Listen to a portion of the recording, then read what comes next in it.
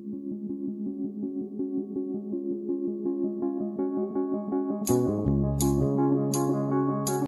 evening sa inyong lahat. This is Laurie's Garden. Tayo po ngayon ay mag-harvest na dahon ng gabi at doon ay na-harvest ko na. Nagsimula na ako doon magkuha na malalaking what's this, yung dahon. Yan. So, ito na po yung dahon na nakuha ko.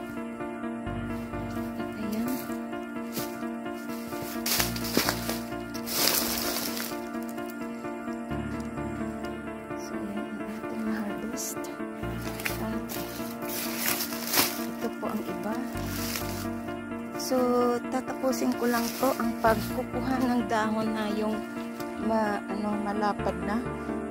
Yung malapad. Ito pwede na to. Yung mga malapad ang dahon.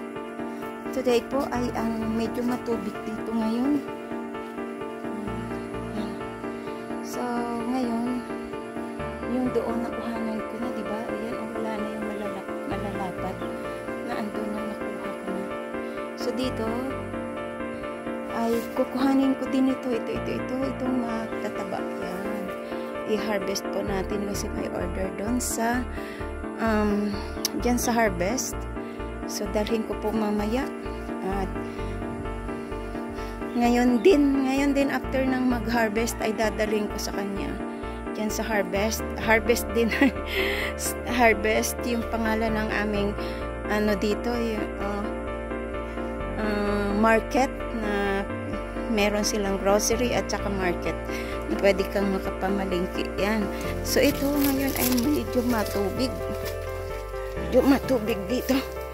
Yan, matubig ngayon. Hindi ko alam kung bakit nagkakaroon ng tubig dito. Nagpaapaw sila ng tubig sa kabila. Ayan, ayan. Ngayon ang aking mga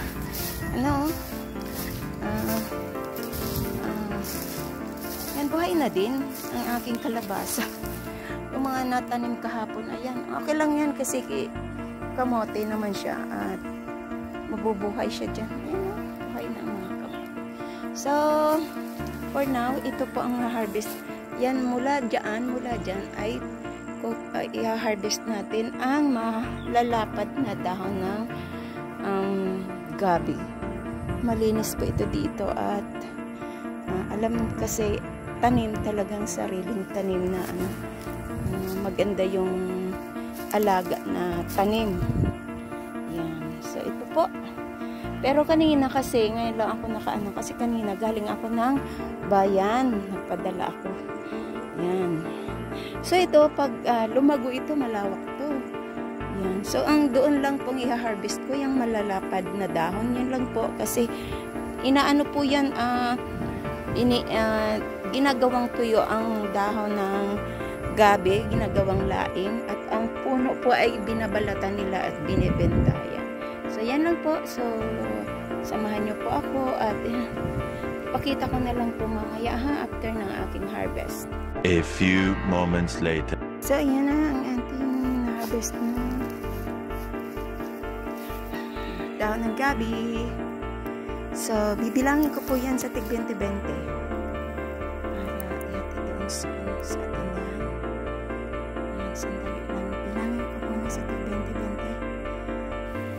So, ayan na po ang aking nabilang. Sa tig 20. 20-20 peraso.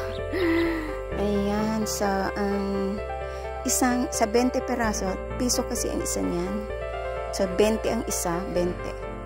20 ang benta ko kasi ewan ko kung magkano ang sa palengke kasi 25 ang isang tali niyan, pero kaunti lang. So, ayan, ilang tali siya? 1, 2, 3, 4, 5, 6, 7, 8, 9, 10, 11, 12. Oy, 12 na tali. So, 12 times 20. Ako, Diyos mio, Marimar. Ayan, meron na tayo. Itali ko na lang po siya. At, kasi, siya, parang uulan. So, yan. So, ayan na po. Ay, kuhanan na natin po yan ng malalapad na dahon. Na-harvest ko na po yung malalaki. Nawala na po yung lalaki, maliliit na naman. Ayan. Pati ito dito, nakuha ko na rin. Ayan. So, wait na naman tayo for sa sunod na pagha-harvest. Ayan. Tingnan nyo, napudpud talaga siya. Napudpud talaga siya. Ayan siya. Ayan. Diba? Ayan. Kasi siya yung dyan. Siya yung gabi na naglalaman. May laman po yan. Pero yung iba yung nagtatakbo ay naglalaman din. Ito pong gabi ko ay hindi po siya makate. Ayan. Hindi po siya makate katulad ng iba. Ayan. May mga kalbo din dun. Oh. Ayan. Oh. Ayan. Nakita nyo? Ayan. Mga kalbo. Tinanggal ko yung mga malalapad. Kaya yung tataas na dyan ay nawala na. At ang maliliit na lang po ang natira hanggang doon. So, kailangan natin i-harvest yung mga dahon. Kasi dahon po ang kailangan. At saka yung puno po, tinatanggalan nila yan ng balat. At niluluto. Pwede siyang panglaing. Pwede rin ituyo. Ang iba, fresh naman. Diba? Kaso lang ako talaga. Gusto ko sana ang gulay. Kaso, bawal na sa akin. So, magtatanim na lang tayo. Ayan. So, yan lang po. At itatali ko muna ang aking harvest at i-deliver doon. Ayan. See you mamaya.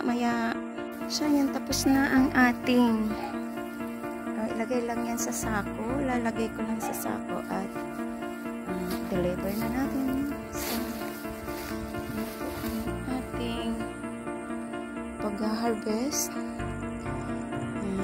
Maybe after 2 weeks na naman bago tayo nito maka-harvest. Yan. Para sa panibagong, sigurado ito malalaki na itong bagong tanim ko. Kasi yung na-harvest ko lang yung doon lang sa yung dati doon. Pero yung mga bago dito na maliliit, hindi pa siya pwede.